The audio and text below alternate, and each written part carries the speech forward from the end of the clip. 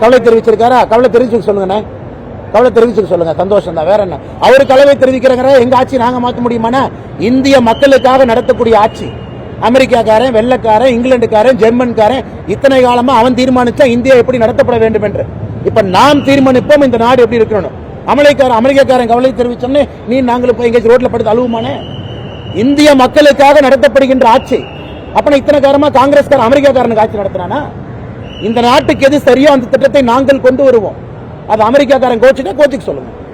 ஏன்னா வெள்ளத்தோலுக்கு வந்து பயந்து ஆட்சி நடத்தணுமா?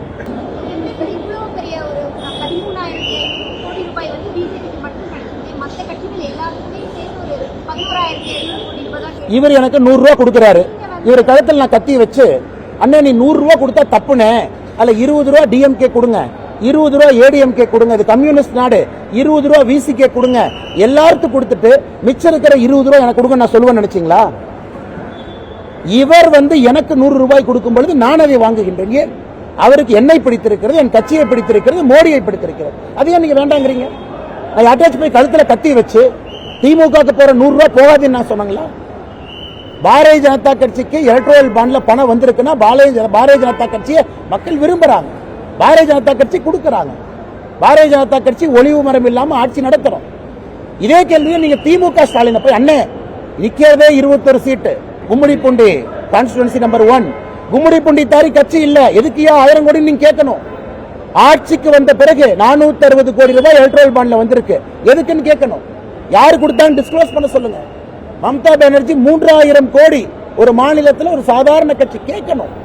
இதுதான் கேள்வியோ தவிர அண்ணே பிஜேபி மேல காங்கிரஸ் கட்சி சொல்லுதா சொல்லிக்கங்க, எலெக்ஷன் கமிஷன்ல கொடுங்க, சுப்ரீம் கோர்ட்ல அதே நீதிபதி கிட்ட போங்க, வேண்டாம்னு சொல்றோமா? அவங்க எல்லாரும் இந்த ஃபண்ட் வச்சு தான் விசிக வந்து ஃபண்ட் வச்சு தான் திருச்சி மாடல் நடத்துறாங்க, திமுக வந்து ஃபண்ட் வச்சு கட்சி நடத்துறாங்க, பாஜகவுக்கும் அப்படியே 5500 கேண்டிடேட்டுக்கு இந்த அண்ணாமலை 5500 உள்ளாட்சி பிரதிநிதிகள் கேண்டிடேட்டுக்கு இந்த அண்ணாமலை செக் மூலமா பணம் கொடுத்திருக்கேன். மாநில தலைவரா எவனாச்சும் வர சொல்லுங்க. தமிழ்நாட்டில் அரசியல் கட்சி வர சொல்லுங்க. சேலஞ்ச் பண்றேன் உங்களுக்கு மேடம், சேலஞ்ச் பண்றேன். 5500 உள்ளாட்சி பிரதிநிதிகளுக்கு செக் மூலமா வெளிப்படையாக பணம் கொடுத்து உள்ளாட்சி தேர்தல் நடத்தி இருக்கோம். நாங்க வர சொல்லுங்க. செக்ல எவ்வளவு கொடுத்தாங்க கேளுங்க. யாராச்சும் ஒருத்தம் கொடுத்தாங்களான்னு கேளுங்க.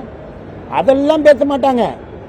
அதை விட்டுட்டு ஏதோ பேசுவாங்க. சொல்லுங்க. திரும்ப திரும்ப கிளிப்பிள்ளை மாதிரி சொல்றேன். இந்த மாநிலத்தில் அரசியல்வாதிகள் ஆளுகின்ற முதலமைச்சர் தயவு செஞ்சு மத்திய அரசு கொண்டு வந்திருக்கக்கூடிய சிஏஏ சட்டத்தை படிங்க. 35 பக்கம் உள்துறை அமைச்சரை வெளியிட்டிருக்கக்கூடிய அந்த ஸ்டாண்டிங் ஆர்டரை படிங்க. மாநில அரசுக்கு எங்க இதுல சம்பந்தம் இருக்கு? எதுவுமே படிக்கிறதுல யாரோ துண்டுச்சீட்டில் எழுதி கொடுக்குறாங்க முதலமைச்சருக்கு, அதையும் திறந்து படிச்சிட்டு இருக்காரு. போஸ்டல் டிபார்ட்மெண்ட்டுக்கு அதில் நாம ரைட்ஸ் கொடுத்திருக்கோமா இல்லையா? போர்ட்டல் எப்படி ஓபன் பண்ணிருக்கோம்? போர்ட்டல் ஆன்லைனா ஆஃப்லைனா? எதுவுமே தெரியாம உங்க பாட்டு பேசினா எப்படி பதில் சொல்றது? மத்திய அரசுக்கு 100% அமல்படுத்துவதற்கான தகுதியும் ரைட்ஸ் இருக்கு. மாநில அரசுக்கு 0.001% கூட இதுல ஒண்ணுமே கிடையாதுங்க. செய்திகளை உடனுக்குடனும் துல்லியமாகவும் தெரிந்து கொள்ள சப்ஸ்கிரைப் பண்ணுங்க.